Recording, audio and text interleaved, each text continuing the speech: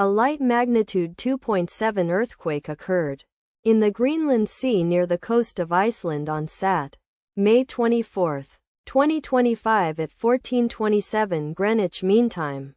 The quake had a very shallow depth of 1.1 kilometers, 0.7 miles, and was not felt, or at least not reported so.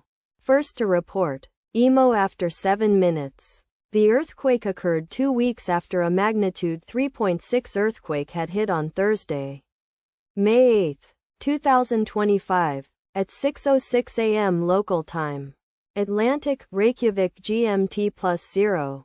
In 42 kilometers, 26 miles, distance to the east. Data source from Volcano Discovery.